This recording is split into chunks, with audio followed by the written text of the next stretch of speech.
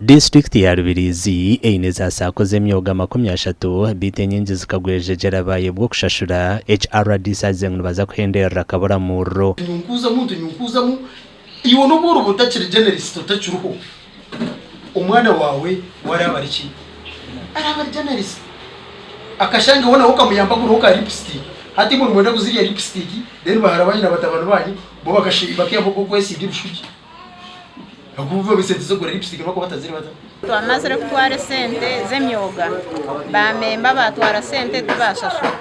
batanduka kugamba ngo bakatwara akasimo ka 7 akubaka basima abo kutunga sente ezo natunga ubururu ntumo ubururu hati nemba yaba yanyagire naza kutongota nembo ndizo cha peso nuwazina numureba ito tubentwe nangwe saheji muto motoka mutwale muto munda nabandi bamisangemo okurugera RDC kanshemeza hine abanyagire bakeshereka ngo konkani bija kubahiga nano wanya mutezano bahikayo muri yo mutekateka ngwitwe abo korera government bachifu muri taba government rero twatede file tugite ku mukono muze kushishe sente za government mu bajournalists ba leaders abamwe bobu no kweshereka bakweshereka ine nabo tutwire turaronda bacahuzerede ya honorani twatangiye kuronda sente zemyoga bine baratweshereka tutabenti kora I think itabaratira mani minji konkati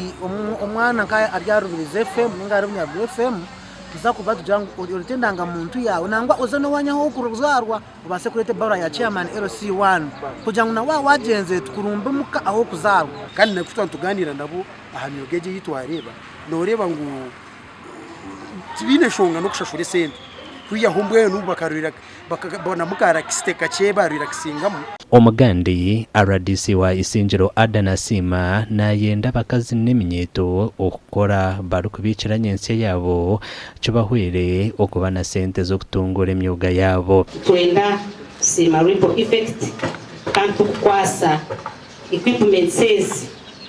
beneficiaries beitu ababire trained kurunje agambire bi obwa bestongora cha ripple effect kibire ni kwasa bakazi n'emyeto ebintu byo kukozesa ombye mishuburo yabo omuri Isinjiro Town Council nyenda kubasha tugende tugole and we save tutakorera kurya konka tukarimwa kubikaho ona tuko tugole tubiceho then akaseta turabice niko tushomesa abana bitu bakubakwatiraho aha business zabo ezuba kuba batandikire because as an entrepreneur you may be having a long list of the items that you may need to improve on your business abahirwe bintebi basimire ripple effect okubahwera okubaha ibyo kubatungura idam project na Mastercard okwesiga idam project ripple bahereze sente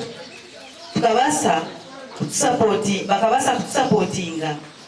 esente zo zikahika hamonyeto wahansi abahansi okwe nibarondo kwa byangarokwe target yanjye irekerire kugirango nanye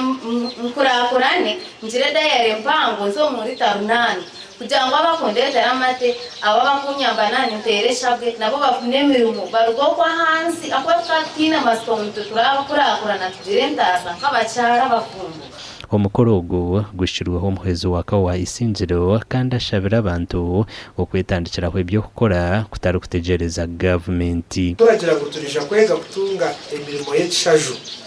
hati imirimo y'ekishaje kacendera Vincent Ogu ni kamasho officer kamushangaho akiri muto akiri na single muri akiri muto hatarija kurinda myaka nkaga abone kugenda ruhanga yatamwesi rero tubone kumurepressinga reka nyontegamba na nabandi amakuru agagasha kwa Onesimus Ndianabo hamwe na Ruth Nuwamanya.